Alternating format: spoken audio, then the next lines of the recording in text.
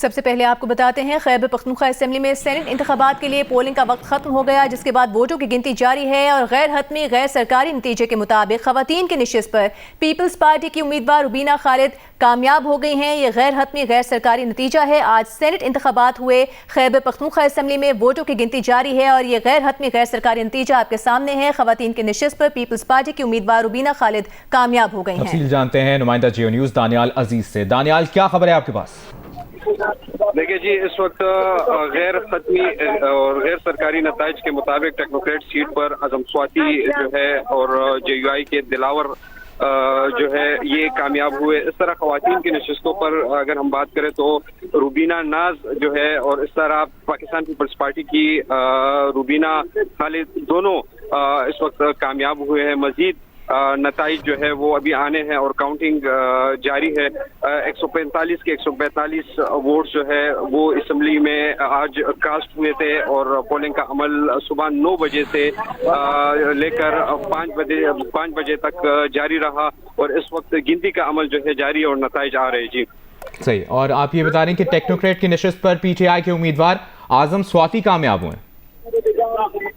جی technocrat کی نشست پر P T I کے امیدوار اعظم سواتی اور اس طرح جے یو آئی سے دلاور دونوں کامیاب ہوئے۔ جی ٹھیک ہے، دانیال عزیز ہمیں اپڈیٹ کر رہے ہیں، آپ سے مزید بھی معلومات لیں گے۔ خیبر پختونخوا اسمبلی میں سینٹ انتخابات کے لیے پولنگ کا وقت ختم ہو چکا ہے، ووٹوں کی گنتی اس وقت جاری ہے اور غیر سرکاری غیر حتمی نتائج کے مطابق خواتین کی نشست پر پیپلز پارٹی کی امیدوار روبینہ خالد کامیاب ہو گئی ہیں، جبکہ ٹیکنوکریٹ کی نشست پر پی ٹی آئی کے امیدوار اعظم سواتی کامیاب ہوئے ہیں۔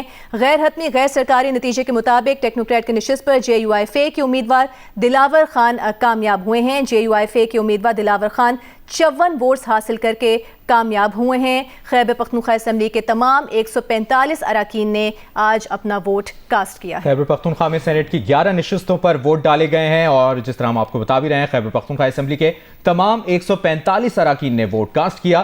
خیبر پختونخوا اسمبلی میں سینٹ انتخابات کے لیے پولنگ کا وقت اب سے کچھ دیر پہلے ختم ہوا۔ ووٹوں کی گنتی کا عمل ابھی جاری ہے اور غیر حتمی غیر سرکاری نتیجے کے مطابق خواتین کی نشست پر پیپلز پارٹی کی امیدوار روبینہ خالد کامیاب ہوئی ہیں، جبکہ ٹیکنوکریٹ کی نشست پر پی ٹی آئی کے امیدوار اعظم سواتی کامیاب ہوئے ہیں غیر حتمی غیر سرکاری نتیجے کے مطابق۔ ان انتخابات کا کچھ پس منظر آپ کے سامنے رکھتے ہیں تو حکومت اور متحدہ اپوزیشن نے یہ فیصلہ کیا تھا کہ بلا مقابلہ سینٹ انتخاب کر لیتے ہیں۔ اس حوالے سے معاہدہ بھی کر لیا گیا تھا اور اس معاہدے کے تحت حکومت کو 6 جبکہ اپوزیشن کو سینٹ کی 5 نشستیں ملنا تھیں، لیکن تحریک انصاف کے 5 ناراض اراکین ایسے تھے جنہوں نے اپنی ناراضی کا اظہار کیا تھا، جو فہرست آئی تھی بانی پی ٹی آئی کی جانب سے، اور اس کے بعد یہ ہوا کہ 4 ناراض امیدوار جو ہیں وہ مقابلے سے دستبردار ہو گئے تھے، ان کو منا لیا گیا تھا پی ٹی آئی کی جانب سے، جبکہ خرم ذیشان ایسے امیدوار تھے جنہوں نے دستبردار ہونے سے انکار کیا تھا اور انہوں نے کہا تھا کہ وہ الیکشن لڑیں گے چاہے کوئی انہیں سپورٹ کرے یا نہ کرے۔